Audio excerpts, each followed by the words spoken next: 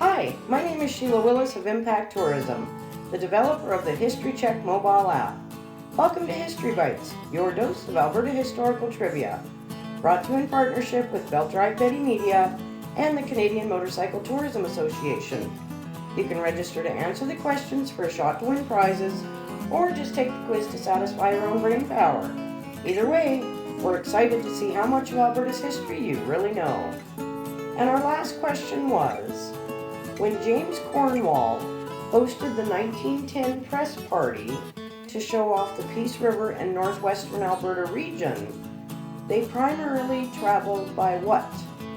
Is it A, train, B, water, or C, automobile? And the answer is B, water. Of course, trains hadn't reached northern Alberta yet, and automobiles were few and far between, as roads were basically still classified as trails. So the 1910 Peace River Press Party was led by James Cornwall, also known as the Apostle of the North and Peace River Jim. Such an advertising scheme had never before been attempted in Canada by one man. Cornwall went to a lot of work and expense to make the trip a success, showing off the country and his faith in it. Since Cornwall owned Northern Transportation Company, he would be using his stern-wheeler boats whenever possible.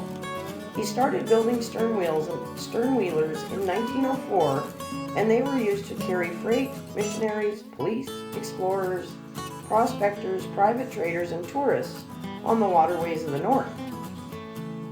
He hosted the 1910 Peace River Press Party trip as a promotion of the Peace Country.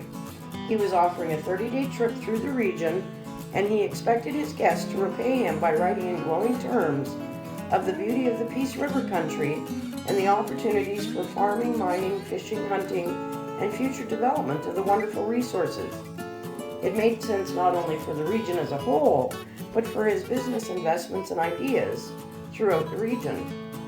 He managed to entice a lot of people to come on the trip, including agronomists from the universities of Minnesota and Illinois, American naturalists, writers, politicians, and more. One of those people was Emerson Hugh, a novelist from Chicago who wrote over 30 books, some of which were made into films.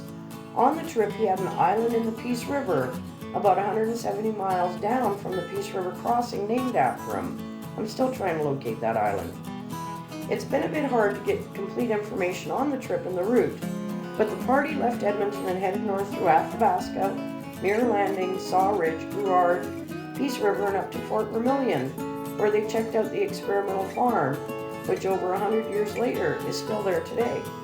From there they made their way to Dunvegan, Spirit River, Flying Shot Lake, Saskatoon Lake, and Grand Prairie, and it seems they retraced their steps on the route back to Edmonton. On August 30th, they were back, and the Edmonton Board of Trade put on a banquet for them at the King Edward Hotel. Senator Philip Roy, who represented the Senatorial Government Division of Edmonton, used the opportunity to express his hope that the American guests would use their influence to improve the relations between Canada and the U.S. It's hard to judge the trip's success. From the guest standpoint, their weather was good, and the hospitality along the way was terrific.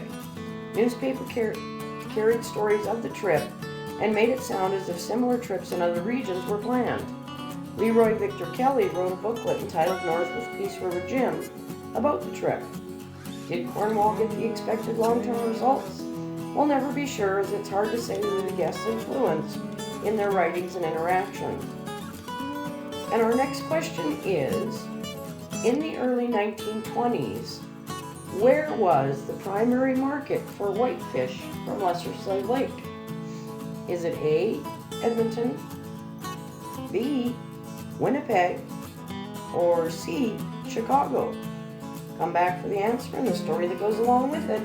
Then we'll load you up with the next question. Enjoy!